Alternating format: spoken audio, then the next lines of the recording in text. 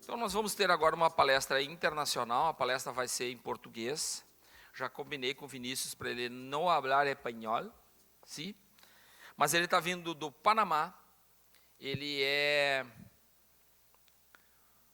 o coordenador do projeto, coordenador geral do projeto de factura eletrônica na América Latina, e ele vai nos contar, então, as experiências que ele tem tido aí, tanto pela América Latina e de outras experiências que ele tem nessa discussão lá dentro da CIT. Ok? Conosco então, Vinícius Pimentel.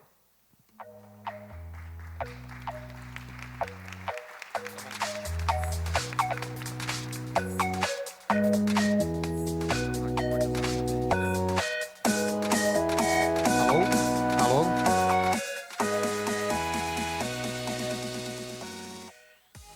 Boa tarde a todos. Cabe a mim tentar mantê-los acordados durante as próximas 3 horas ou algo assim. Enfim, novamente muito obrigado à Decision IT pelo convite ao CIAT para estar aqui conversando um pouco sobre experiências internacionais em fatura eletrônica. E já vejam bem, né, a gente aqui no Brasil fala em nota fiscal, mas nota fiscal é uma espécie do gênero fatura. Vamos conversar um pouco mais sobre isso daqui a pouco. Antes de mais nada, o que é o CIAT, o Centro Interamericano de Administrações Tributárias, é um organismo internacional, não é uma organização. Qual é a diferença entre um e outro? Uma organização congrega pessoas jurídicas ou físicas, né, tipo a International Fiscal Association, talvez alguns senhores e senhoras sejam associados. E um organismo internacional congrega países, então existem países membros. Então o CIAT tem 40 países, 50 anos de idade.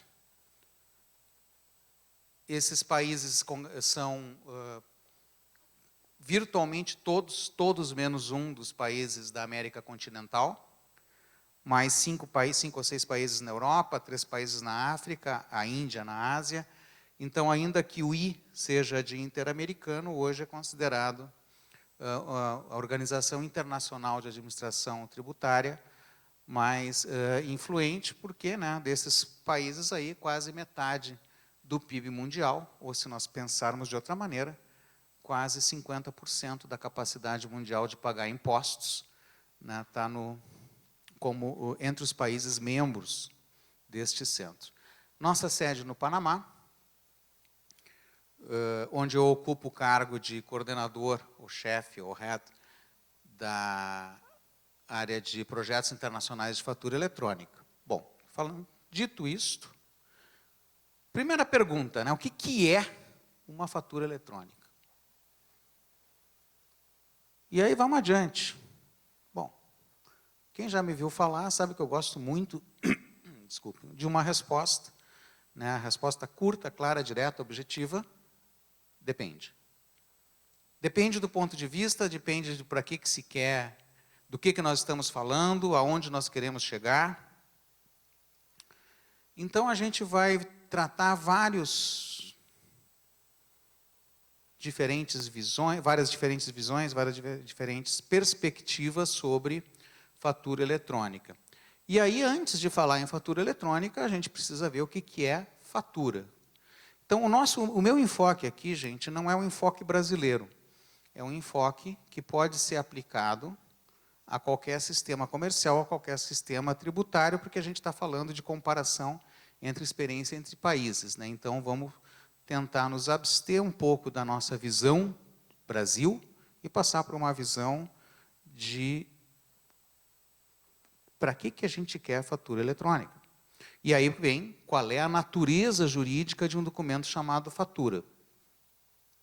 E aqui já a gente começa algumas coisinhas mais. Primeiro, a gente vai ter que conceituar documento. O que é documento? Isso não é uma coisa que vem, né, da nossa preocupação com documentos eletrônicos. Lá na década de 50, os processualistas penais, os processualistas civis já diziam que documento é algo que serve para declarar alguma coisa e que necessita de alguns requisitos intrínsecos.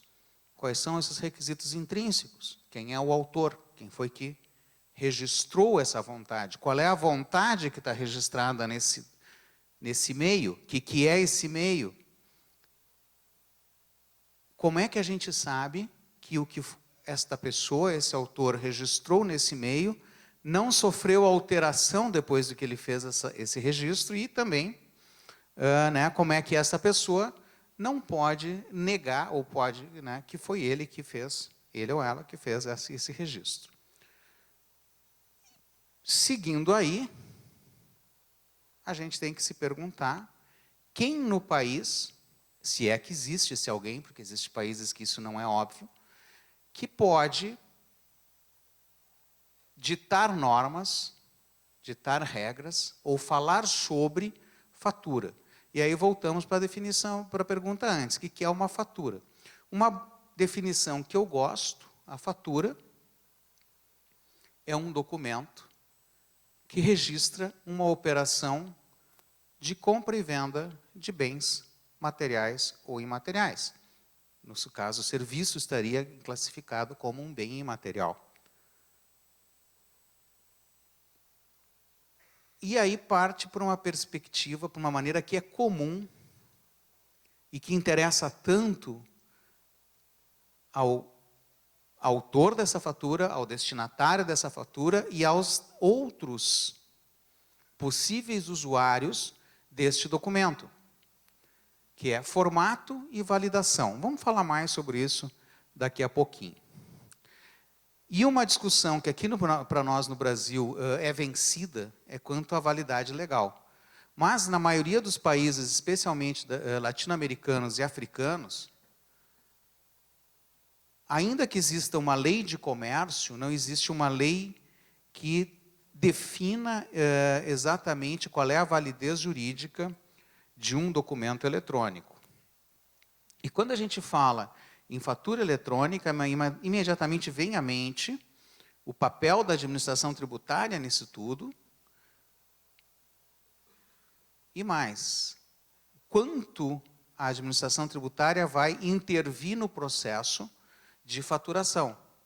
E aí, então, entra os aspectos tecnológicos, a capacidade da administração tributária de prover esse serviço com duas métricas que são as mais importantes, que é a disponibilidade, medida, né, em porcentagem de tempo que o sistema esteve ativo, e a gente diz 24 horas por dia, 7 dias por semana, todos os dias do ano. Ok, mas vai parar. Então, disponibilidade.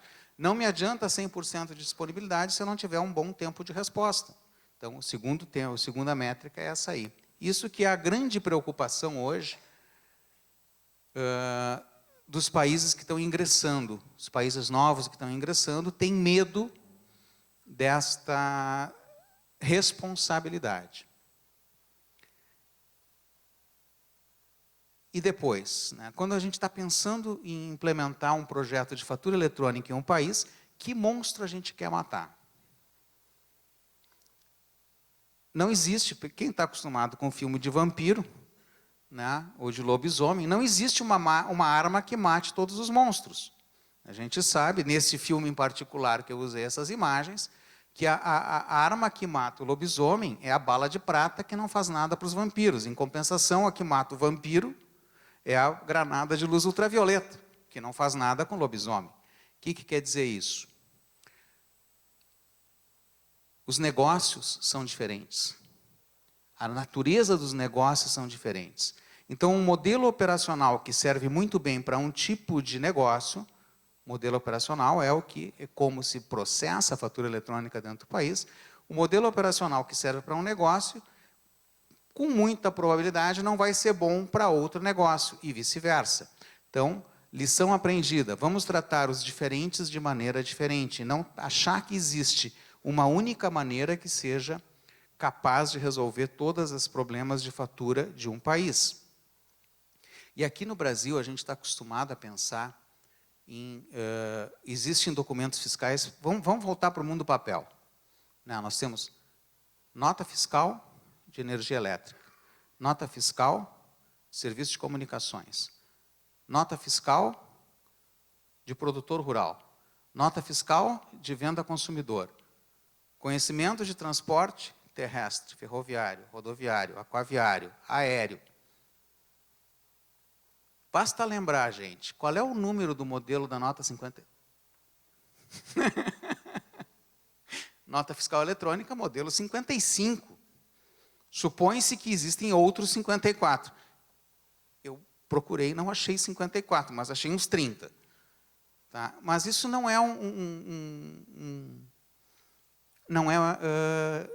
tão frequente quanto a gente imagina. Poucos países têm essa diferenciação. Que tem a diferença de documento fiscal, por exemplo, na circulação de mercadorias, na venda a consumidor final, da venda entre empresas, que me vem à memória rapidamente é Chile, Uruguai, e os demais não têm, que tem boleto fiscal ou coisa assim. Os demais existe fatura, e a fatura serve para tudo. E é isso, então, que é uma dúvida que para nós surge de uma maneira, mas nos outros países é muito mais impactante, porque quando tu vai pensar, quando uma administração tributária está pensando em colocar fatura eletrônica, ele está enxergando imediatamente o restaurante, a farmácia, o supermercado. E não está enxergando as operações entre empresas. E para nós isso é muito natural quando falamos no tipo de documento. Então, lição daqui, tratar os diferentes de maneira diferente. Esta imagem vem de um estudo que é publicado todos os anos por uma empresa suíça chamada Bilientes. O senhor Bruno Koch, que é o responsável. E o Bruno faz essa pesquisa e aponta quais são, no seu entendimento, na sua classificação, quais regiões do mundo são líderes em fatura eletrônica. E a gente identifica que a América Latina, especificamente aqui estão pintados Brasil, Chile e México. Eu apontaria, espero que o Bruno, no próxima versão, que sai agora em junho, já coloque aí Equador e Uruguai, que estão muito bem.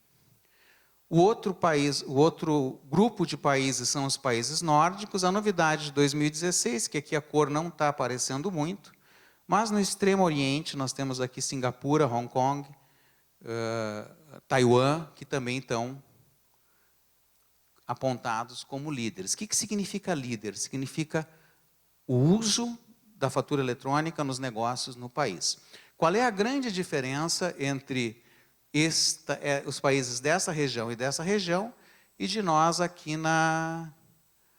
é um problema aqui na transmissão, na projeção, enfim. E nós aqui na América Latina. Na América Latina, e essa expressão é do Raul Zambrano, um amigo nosso, diz que os projetos são um projeto de país, escrito, dirigido, produzido e coprotagonizado pela administração tributária. A fatura eletrônica contém todas as informações da operação e a administração tem todos os documentos. Isto é uma visão de fatura eletrônica. A outra visão, que é o que nós temos nos outros países, é que fatura eletrônica é basicamente um negócio entre privados. Então, a informação de negócio não interessa, outras informações não interessam à administração tributária, então pode existir outra maneira de entregar essa informação à administração tributária. Então, a administração não tem todos os documentos e a fatura não contém todas as informações da operação.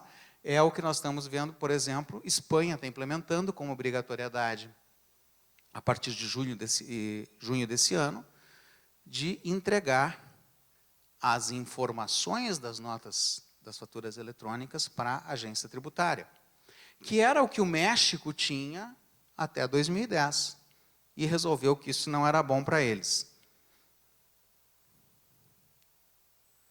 Enfim, tem muitas decisões, muita coisa a pensar quando a gente pensa num projeto de fatura eletrônica, e os países escolhem o caminho que vai ser adequado. A primeira resposta que vem à nossa cabeça, adequada às suas necessidades. Mas não é bem assim, não. Não são bem as necessidades que ditam a cultura do país. Aí pode ser. Se nós temos um país em que existe formalidade natural nos negócios, como são os países nórdicos, ou uns países onde a informalidade dita, seja por que motivo seja. Então, cultura costuma ser algo mais importante no caminho que nós vamos, mas ainda não é o mais importante. Os desejos, o que nós queremos, mas continua não sendo ainda. O que realmente dita o que um país escolhe seu caminho é a realidade. É como estamos, o que nós podemos fazer, o que nós temos condições de implementar. E aí vem a pergunta, né, para o contribuinte. Para que eu vou querer uma fatura eletrônica? A primeira resposta que vem, e para nós isso é um pouco já vencido, né, mas a primeira resposta que vem é a economia de papel. Mas não é aqui que está o grande motivo de usar a fatura eletrônica para uma empresa. Todos aqui estão cansados de saber, é os processos.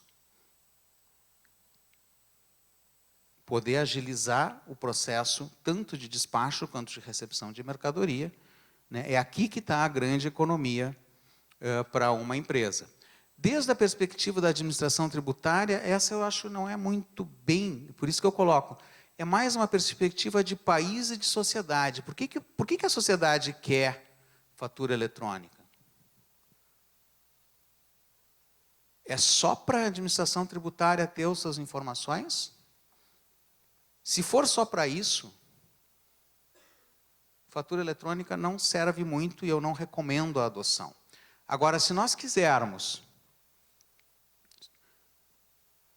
realmente reduzir custos de conformidade, e aqui, né, eu vou repetir a pergunta do Roberto, porque eu estava e não vi as mãos sendo levantadas. Quantos daqui são de organizações contábeis? Poucos, tá? Quantos são do direito, da área do direito? Quase nenhum. Quanto é da tecnologia da informação? Um pouco mais. O pessoal lá de lá, eu não sei o que é, porque lá atrás eu não vi quase mão nenhuma levantando nenhuma das vezes. Enfim. Mas então, por que o país quer? Qual é o caminho? É reduzir o custo de conformidade. O custo de conformidade, eu não gosto muito dessa palavra, porque custo, né, no conceito contábil, por isso eu perguntei para essa contabilidade, é algo que se integra ao negócio, ou faz parte do empreender. E a maioria do que nós temos aqui nas obrigações relacionadas são puras despesas, são gastos que as empresas incorrem para prestar informação.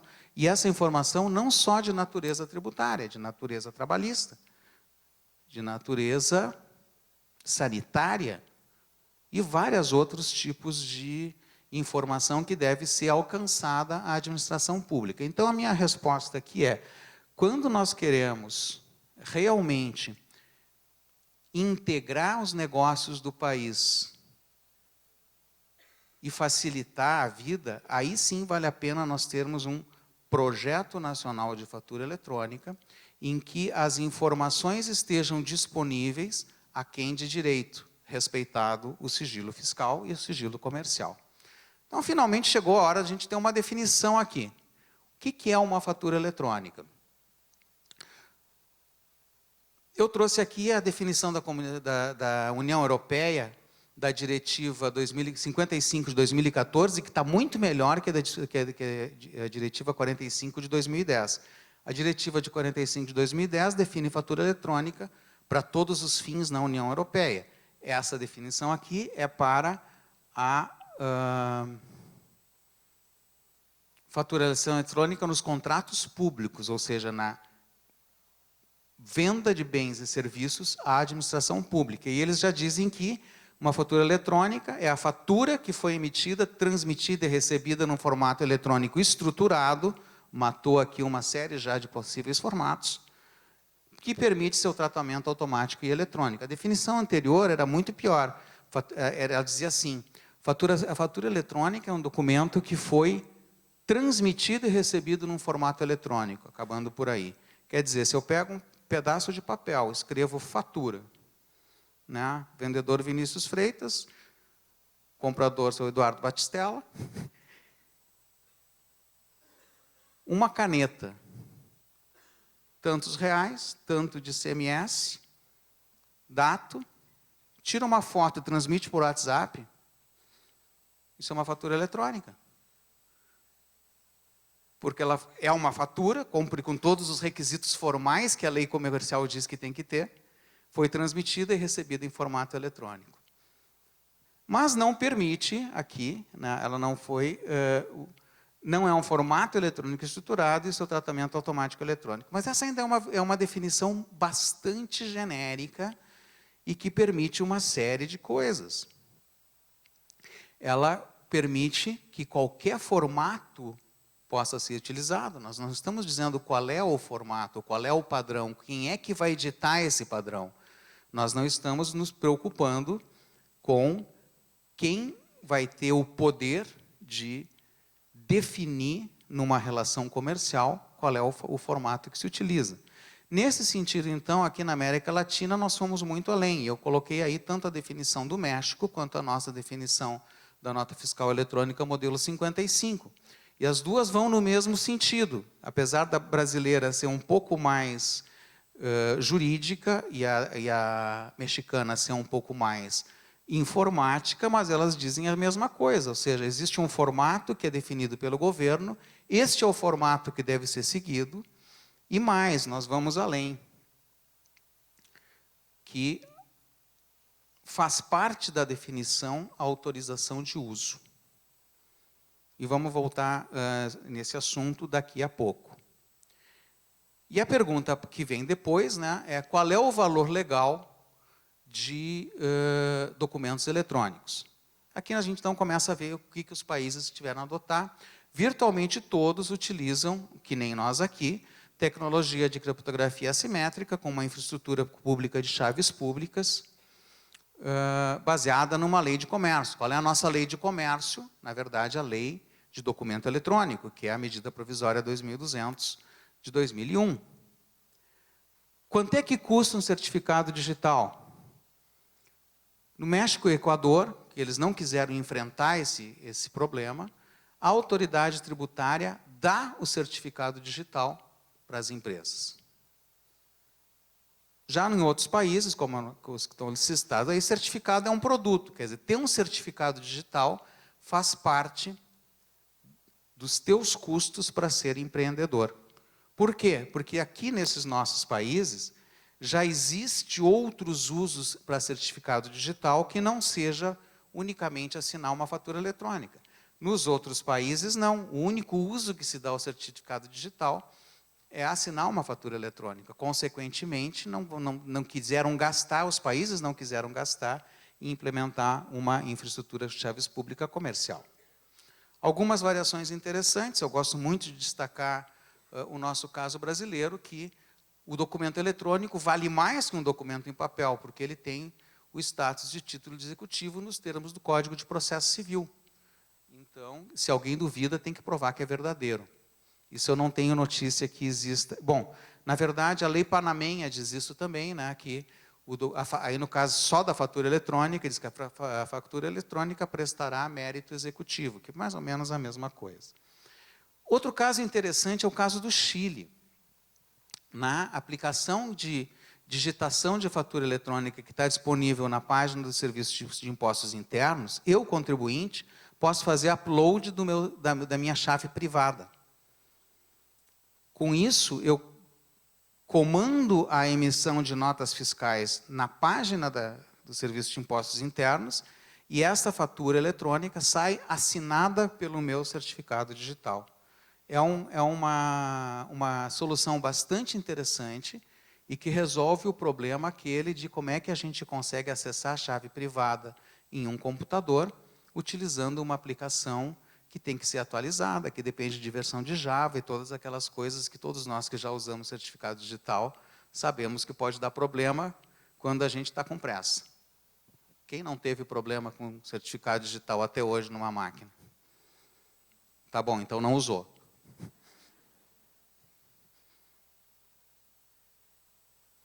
Outra variação interessante da Argentina, mas isso eles têm desde a década metade da década de 90, eles chamam a clave fiscal.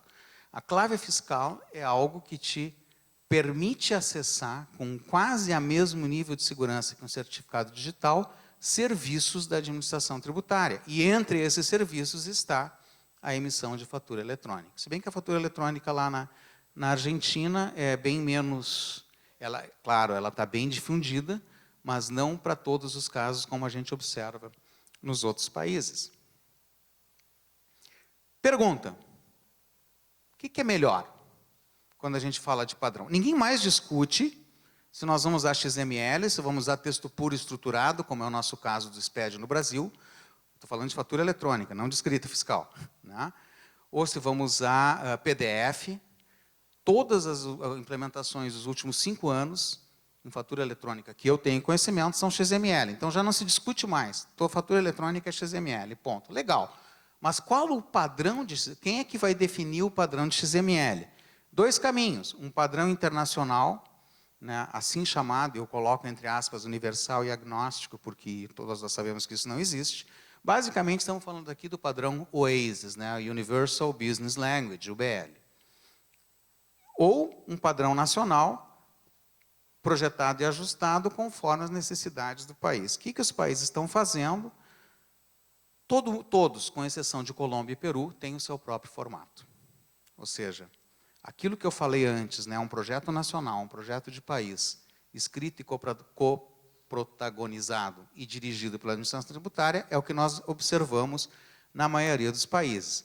Colômbia e Peru optaram por usar o OASIS e o UBL. Qual é a vantagem e desvantagem de um e de outro? Primeiro ponto, tamanho de arquivo. Se nós vamos pegar, e vou usar um exemplo bastante ilustrativo. Um campo de endereço existe rua.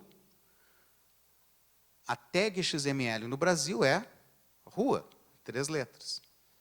A tag XML em UBL é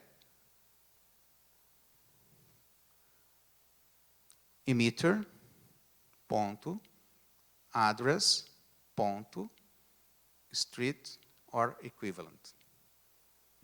Olha o número de letras que tem, comparação, multiplica isso pelo número de campos que tem, e aí nós temos uma diferença de tamanho só para permitir um uso universal, onde todo mundo entenda o que significa aquilo. Então, o primeiro impacto que tem é tamanho do arquivo, um tamanho local, um arquivo definido com a língua do país tende a ser, e as observações são que realmente é bem menor, que um arquivo com as mesmas informações em UBL. Qual é o argumento que se costuma dar a favor do UBL? O UBL é um padrão internacional e nas relações internacionais vai facilitar a vida do destinatário, que vai conseguir, se ele estiver preparado para emitir notas no formato UBL e alguém emitir, e o seu fornecedor emitir nesse formato, então ele vai conseguir ler sem problemas esse arquivo. Bom, isso é um argumento, mas aí eu pergunto, quantas empresas em um país fazem negócio com empresas de outro país que utilizam esse formato? Essas são as empresas beneficiadas. Dentro do Brasil, vamos considerar que, os colegas da Receita Federal me ajudem, se não me engano, são 20 ou 25 mil empresas que são exportadoras. Me deram essa informação em alguma reunião. Tá bom, são 100 mil. 100 mil empresas no Brasil fazem operações de comércio exterior. 1 milhão e não sei quantas não fazem. Então, nós vamos estar obrigando esse 1 milhão e não sei quantas a usar um formato que é mais complicado para facilitar uma fração daqueles que vai exportar para quem tenha isso aí. Então, eu vejo esse argumento bastante frágil. Eu entrei numa discussão bem grande com isso há 2 semanas atrás, exatamente com o pessoal dessa organização, da OASIS. A outra pergunta é necessário regrar a participação de terceiros na preparação de fatura eletrônica? Isso para nós a gente não se pergunta sobre isso, né? Mas, por exemplo, na Colômbia, se tu quiser prestar o serviço de, vejam bem, preparar a fatura eletrônica, que é pegar os dados da operação, colocar no formato XML e assinar.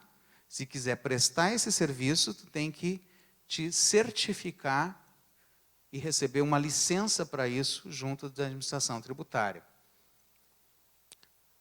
Nenhum outro país que eu tenha notícia tem isso, se bem que quanto menor o país, mais eles gostam desse tipo de coisa. Próxima pergunta. Fluxo da informação, eu disse que eu ia voltar a esse assunto, chegou o momento. É necessário transmitir a fatura eletrônica para a administração tributária? Em caso positivo, qual é o papel que a administração tributária vai ter nesse processo? E aqui nós temos, então, dois modelos. Um modelo, bom, ninguém discute que a fatura eletrônica tem que ser enviada para o cliente, né? Então, isso é pacífico. O primeiro modelo é independente de autorização, que é como funciona na Europa, como funciona nos Estados Unidos, como funciona na Ásia. Pega a fatura, monta o arquivo XML, assina, manda para o cliente, eventualmente transmite para a administração tributária, que vai fazer algumas validações. O que eu gosto de dizer? Qual é a validação que tem que ser feita? No mínimo, para ter certeza que isso não é uma fotografia pornográfica.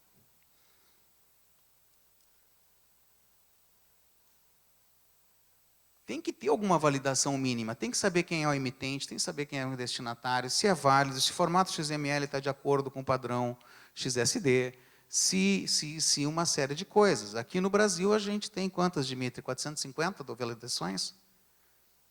Mais, né? Enfim. Mas entre os dois extremos, o Brasil está num extremo, a Colômbia está no outro, com 8 validações. 8 validações não é suficiente. Que validações são interessantes, e isso a gente sempre fala para os países, olha, se é uma operação de exportação, o destinatário não pode ter endereço no país. Ah, é verdade. Se é uma operação de exportação, não pode ter destaque de imposto de valor agregado, porque não se exporta imposto. E por aí vai. Então, aí a gente tem que construir. Então, o outro modelo é o modelo que a gente tem aqui no Brasil, tem no México, tem no Chile, tem em vários lugares, que é o que se transmite para o cliente é uma fatura eletrônica que recebeu, nós chamamos autorização de uso, mas que recebeu uma validação. E quando a gente trata de um imposto de valor agregado, o que é isso importante? O imposto de valor agregado, todos aqui sabem, é aquele em que o destinatário tem direito de abater do seu imposto devido o imposto que o seu fornecedor pagou na operação precedente. Então, o destinatário, ao receber uma fatura eletrônica que foi validada, tem uma segurança jurídica de que esse crédito que ele vai se aproveitar na sua escrita, na sua apuração, não vai ser negado em função do documento que o suporta não ser válido. Pode ter outros motivos, mas que o documento que o suporta é válido, e aqui essa segurança, neste primeiro modelo, não existe. Então, o que nós estamos recomendando agora, e é o caminho que está seguindo o Panamá, é que... Lembra lá do vampiro e do lobisomem? Qual é o monstro que a gente quer matar? Bom, quando nós estamos tratando da fila no supermercado, da fila da farmácia, ou que eu estou com pressa de sair do restaurante, que nem a gente estava agora há pouco, eu não quero esse tempo aqui na espera para receber a minha fatura. Eu quero pagar e receber aquele pedaço de papel, que no caso da eletrônica não é a fatura, é uma representação impressa. Mas eu quero ir embora. Então, o que nós estamos recomendando para o Panamá é que o modelo de operação nas vendas a consumidor final é um modelo de transmissão posterior. Tem 12 horas, 24 horas, 48 horas, como é o caso chileno, para transmitir a fatura e, eventual, correr o risco de ser rejeitada, se for o caso. Agora, nas operações entre contribuintes, na operação em que a fatura é um cheque contra o Tesouro da administração pública, neste caso se exige a validação prévia antes de que a operação se complete. Isso que a gente tem sugerido para os países. Então, aqui já conversei sobre isso, o papel da administração tributária é dizer, olha, senhor comprador, esteja tranquilo que essa fatura cumpre com todos os requisitos formais. Em outras palavras, senhor contribuinte, emissor, meus parabéns, o senhor teve sucesso em montar um arquivo XML no formato correto, assinar e transmitir para a administração tributária. Esse documento pode ser usado como fatura. Quanto à realidade, ou à veracidade, ou estar incorretas as informações do ponto de vista fiscal, isso é outro papo. Quem é que tem, então, esse fluxo? Depois envia para o cliente, aí está Brasil, México, Equador, Peru, e algum tempo para transmitir os demais. Aqui nós temos um testemunho muito interessante, que o nosso amigo Fernando Barraças, que é o diretor do Serviço de Impostos Internos do Chile, falou já nos últimos 2 eventos que eu tive participando com ele.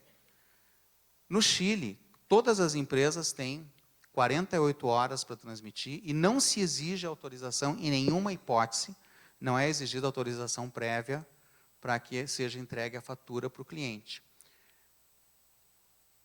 Quando eles levam mais de 5 minutos de tempo de resposta, as empresas reclamam. Olha, não estou recebendo autorização.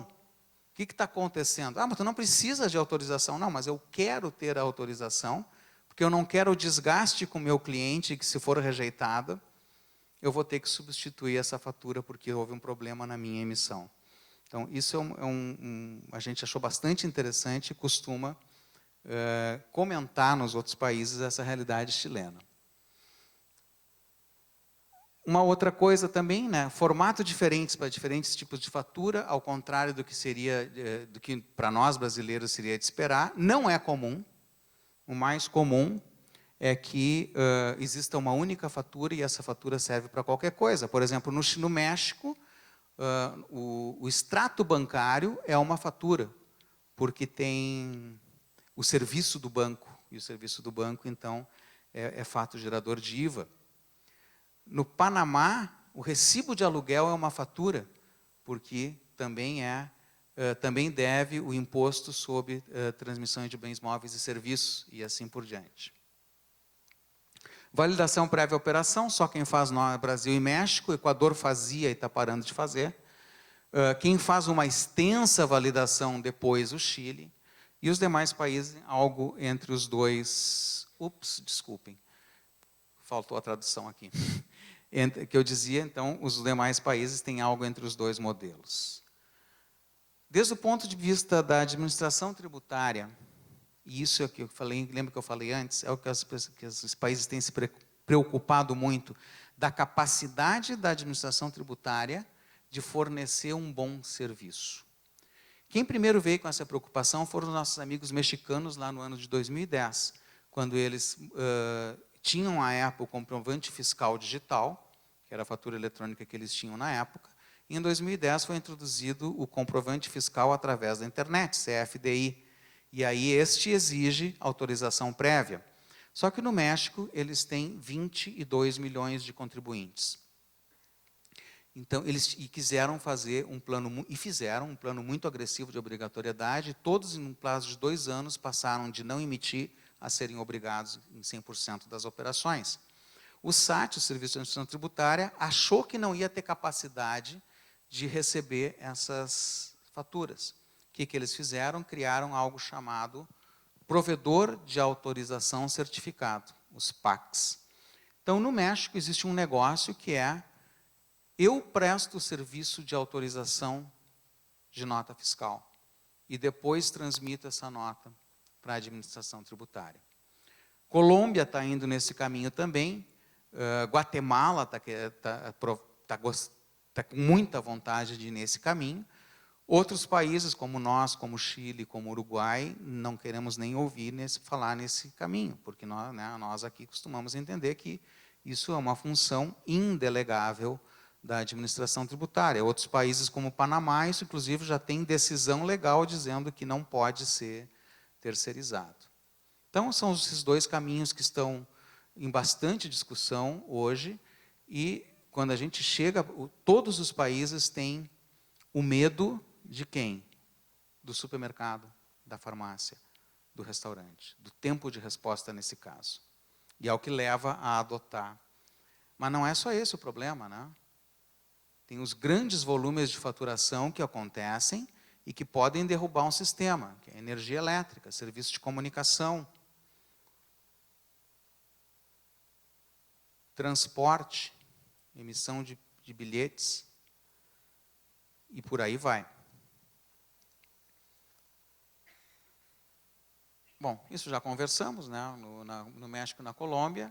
A validação é, no caso da Colômbia, ou pode ser, no caso do México, terceirizada para a iniciativa privada.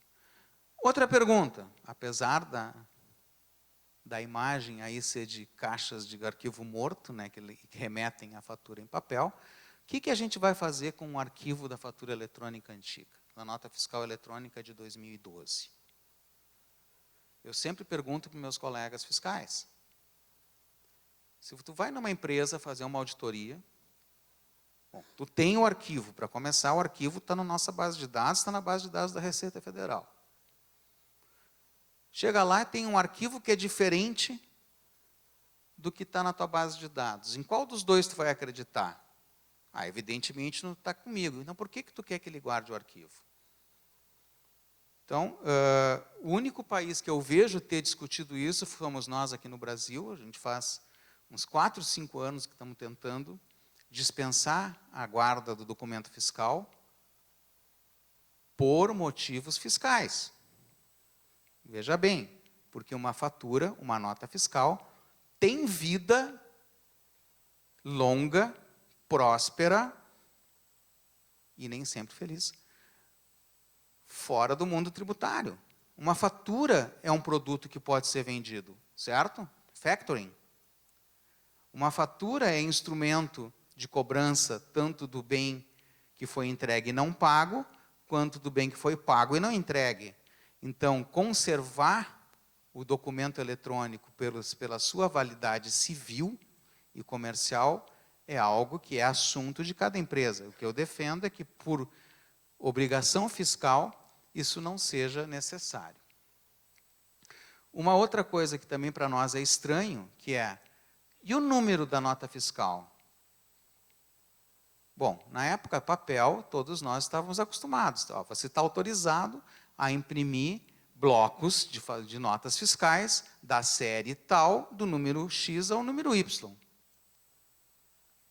Até a década de 90, aqui no Brasil, nós íamos além. E mais, você tem 2 anos para usar, senão caducou. Gente, no mundo eletrônico, na maioria dos países, isso continua válido. Tu tem que ter uma autorização para imprimir determinadas séries, determinados números e com uma determinada validade, mesmo no modelo eletrônico. Aí a gente sempre pergunta, para quê? Né? Qual é a grande... Para que serve a autoridade tributária se meter tão grande, tão dentro do assunto privado? No mundo papel se tinha excelentes motivos. No mundo eletrônico, em que a gente recebe a fatura, e o México foi além, né?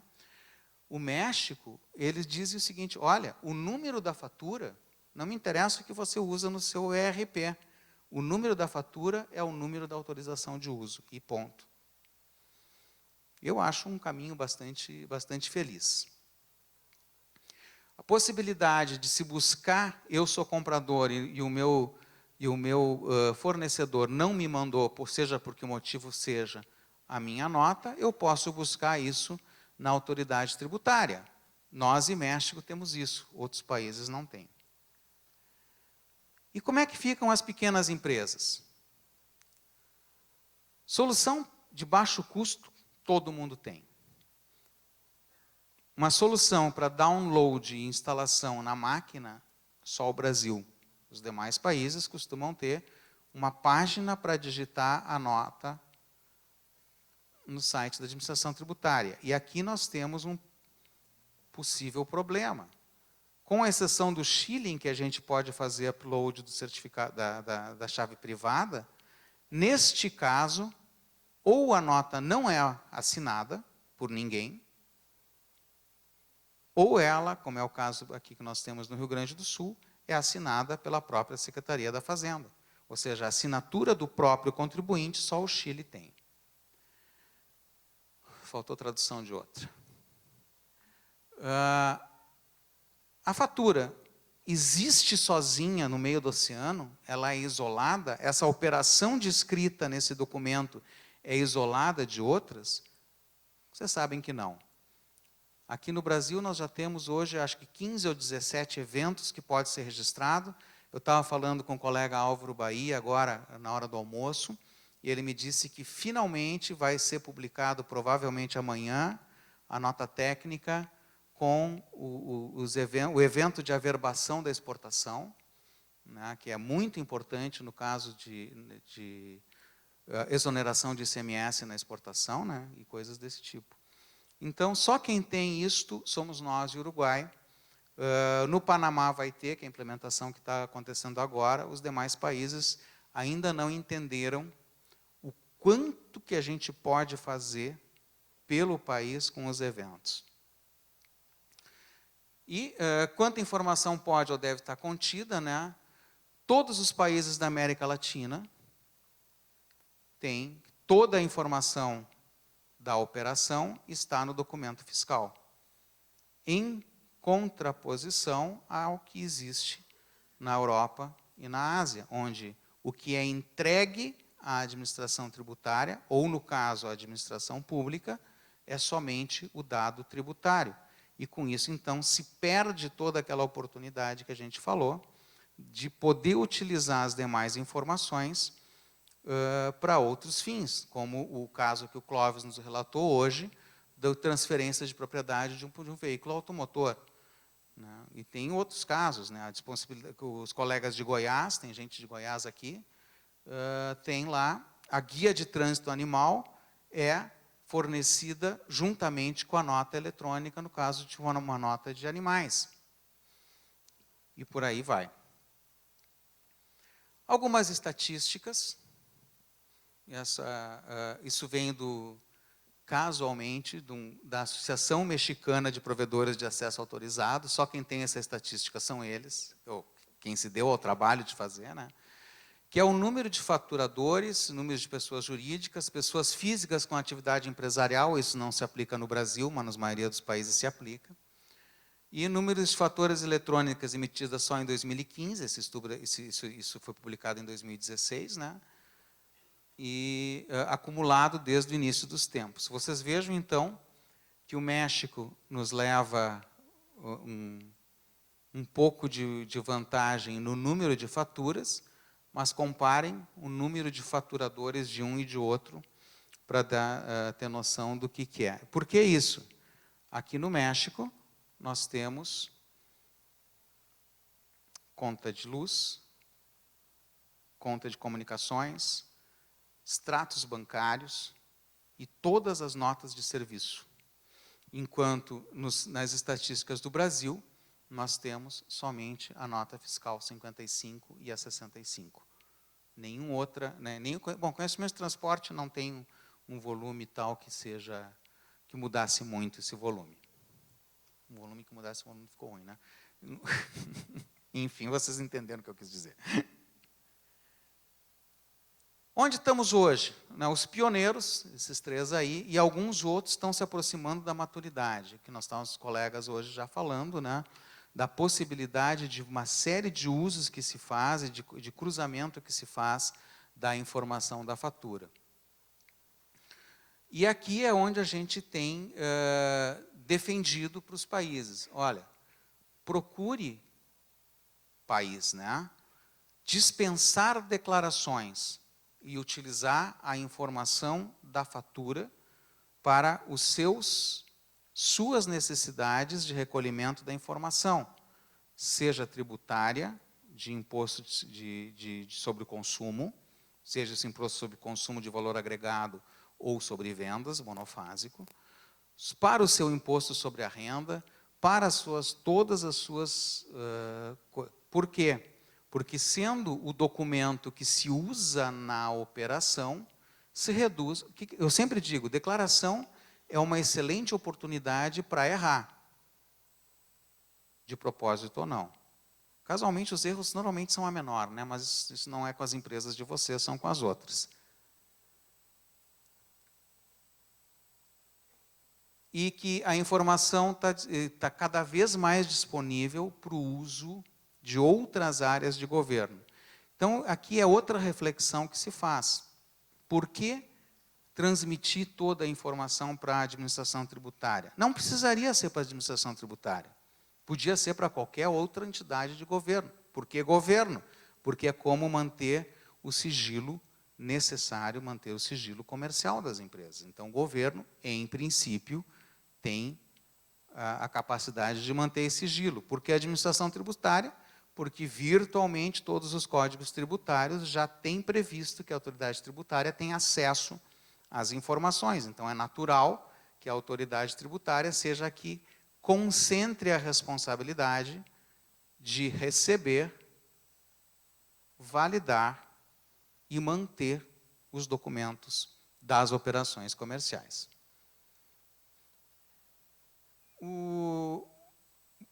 E a gente sempre traz aqui o que está acontecendo. Essa é uma tela do Brasil ID de março, provavelmente hoje. Esses são todos os pontos em março que existiam de leitura. Não sei se todos aqui sabem o que é o projeto Brasil ID.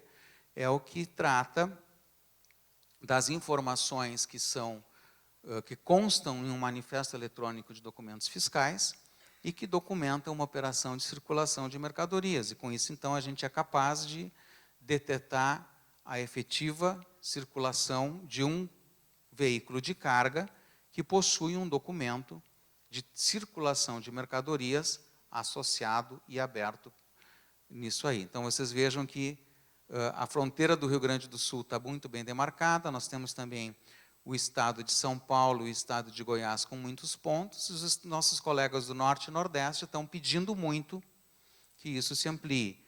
Por que nós em São Paulo temos mais pontos de leitura? Por causa da parceria com a Agência Nacional de Transportes Terrestres, que disponibiliza leituras nas suas balanças, e em alguns casos nós temos aqui, por exemplo, no Rio Grande do Sul, a empresa gaúcha de rodovias, as leituras de placas nas cancelas de pedágio. O que nós estamos vendo agora, 2017, 2018? Muitos projetos novos. Eu listo aí alguns países. Mas o mais importante, uma coisa bastante interessante que a gente vem desde 2010 tentando fazer, que é a cooperação internacional no uso das informações que constam em uma fatura eletrônica, independente do formato que esteja. Quer dizer, existe uma forma de... México mandou uma mercadoria para o Brasil, a autoridade tributária e a autoridade aduaneira do Brasil conseguem utilizar a informação que consta na fatura eletrônica do México. E vice-versa. Então, é isso que a gente é um desafio que a gente está trabalhando neste momento. A África também está com uma série de projetos novos. E aqui, então, né, Quênia e Angola são dois que, particularmente, eu estou em contato. E Quênia já tem um projeto bem avançado. Eles estão com a ajuda dos nossos amigos da Índia lá. E Angola está começando, neste momento. Eles estão fazendo, como nem eu falei de manhã, né, estão implementando ao mesmo tempo IVA e fatura eletrônica. Pretendem implementar ao mesmo tempo o imposto sobre o valor agregado, que eles não têm, e para aqueles que forem contribuintes desse imposto, já ingressa diretamente com fatura eletrônica. Bom, como o mundo está trabalhando, a gente já conversou um pouco sobre isso, eu não vou me estender nisso, está adaptado do mesmo relatório lá da Bilientes. E a mensagem final, duas mensagens finais, que quem já me assistiu falar, já viu essas imagens. O que é bom para uma pessoa não necessariamente será tão bom para outra. Atenção quando você olha e quando você quer importar soluções e sistemas que para outros foram muito bons. Pode ser que para você não seja tão bom. A outra mensagem vem, não sei se todos vão conseguir ler, isso eu gosto muito desses sites, chama demotivators.com, e o que está escrito ali é governo. Se você pensa que os problemas que nós criamos são ruins, espere para ver as nossas soluções. Gente, não é isso que nós queremos. E vejam que isso aqui vem de um país que não é exatamente subdesenvolvido, nem cuja economia é exatamente pequena. Então, o que nós queremos é mudar esse conceito. Que realmente, né, os projetos de fatura eletrônica sejam algo que seja bom para a sociedade, que seja bom para as empresas e que facilite a relação com as empresas e que diminua o custo de empreender. E isso é o que nós temos buscado. E então eu tenho alguns minutos para responder perguntas, se houver alguém que as leia para mim.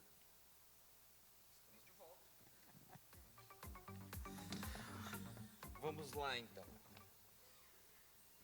É claro que tem perguntas, né, Vinícius? Ainda bem. Não, tem bastante gente acordada e tem bastante gente fazendo perguntas. Vamos lá.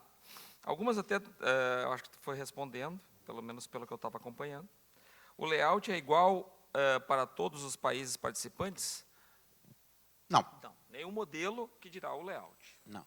Na verdade, argumenta-se que quem usasse o padrão Oasis teria o mesmo. Mas o padrão Oasis tem extensões. E Colômbia criou suas extensões, Peru criou suas extensões e por aí vai. Até por demanda de uso de informação. Porque precisa de informação que só existe no país. Então, para poder ter essa informação, cria, né, as suas extensões. Os países da América Latina estão implementando primeiro uma fatura eletrônica B2B ou B2C? Eu não tenho notícia de alguém que comece por B2C. Tá? O administrador tributário sempre quer, porque é o que tem mais visibilidade. Aí a gente chega, senhor diretor, quantos contribuintes nós vamos alcançar? Qual é a infraestrutura que nós temos que colocar? A infra, nesse caso? E que nem ele chinito de la esquina, né? O chinês que tem o mercado na esquina, que é sempre um chinês. Vai estar preparado? Ele não tem computador. Como é que a gente vai fazer para ele emitir uma nota eletrônica? Ah, pois é, mas então, quanto tempo leva? Olha, o Brasil está há 13 anos nisso e não acabou. México levou 10 anos. Chile começou para usar os 3 pioneiros, né? Chile, em 2014, resolveu que ia começar a usar as informações das notas que tem de 2004. Que conclusão chegaram? Mira, o que temos acá é pura basura. Olha, o que a gente tem aqui é só lixo. Por quê? Porque não usavam, porque não fazia a validação. Aquilo que eu dizia antes. Enquanto nós usarmos documentos que servem só para a administração tributária e não fizermos validação e não utilizarmos,